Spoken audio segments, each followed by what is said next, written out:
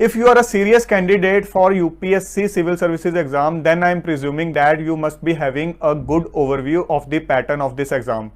Prelims का exam देने के बाद बारी आती है मेंस के एग्जाम की, रिटन एग्जाम की, जिसमें आपका जीएस 1, 2, 3, 4 के अलावा एसए का पेपर होता है, आपके ऑप्शनल के 2 पेपर्स होते हैं, इसके अलावा आपका कंपलसरी इंग्लिश लैंग्वेज का पेपर होता है और एक कोई इंडियन लैंग्वेज आपको चूज करनी होती है, उसका पेपर होता है।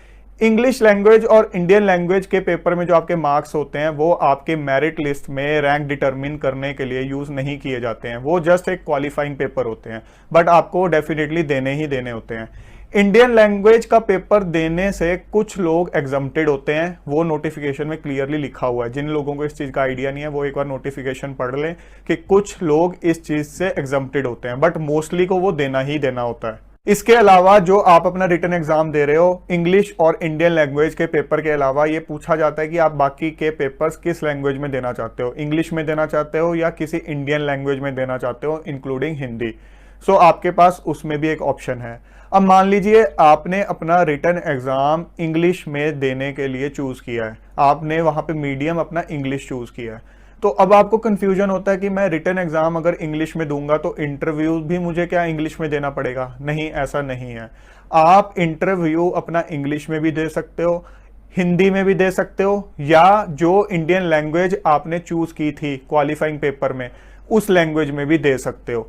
अगर आपने वो लैंग्वेज हिंदी चूज की थी तो आप अपना इंटरव्यू इंग्लिश या हिंदी में से किसी एक लैंग्वेज में दे सकते हो। यहां आपको एक चीज का ध्यान रखना पड़ेगा कि अगर आपने अपना रिटन एग्जाम इंग्लिश में देना चूज किया था बट आप इंटरव्यू अपने किसी मान लो पंजाबी लैंग्वेज में देना चाहते हो या गुजराती लैंग्वेज में देना चाहते हो, तो इन दैट केस आपको जो अपना कंपल्सरी इंडियन लैंग्वेज का एग्जाम है वो उसी लैंग्वेज का चूज करना पड़ेगा पहले फॉर्म फिलिंग के टाइम, तभी आपके पास उस लैंग्वेज में इंटरव्यू देने का ऑप्शन बचेगा।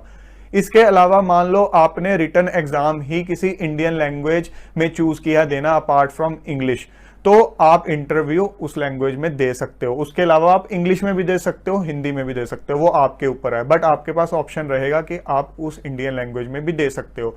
और मान लो आप उस कैटेगरी को बिलोंग करते हो जो कैटेगरी एग्जम्प्टेड है इंडियन लैंग्वेज वाला पेपर देने से, जिनको वो वाला पेपर देने की जरूरत नहीं है, अगर आप उस कैटेगरी को बिलोंग करते हो तो इन दैट केस आपको अपना इंटरव्यू इंग्लिश या हिंदी में से, इन दोनों में से किसी एक लैंग्वेज में ही देना पड़ेगा। सो फ्रेंड्स, आई होप कि अब आपका ये डाउट या फियर बिल्कुल दूर हो गया कि आप अपना यूपीएससी का इंटरव्यू इंग्लिश के अलावा हिंदी या किसी और इंडियन लैंग्वेज में दे सकते हो या नहीं दे सकते हो।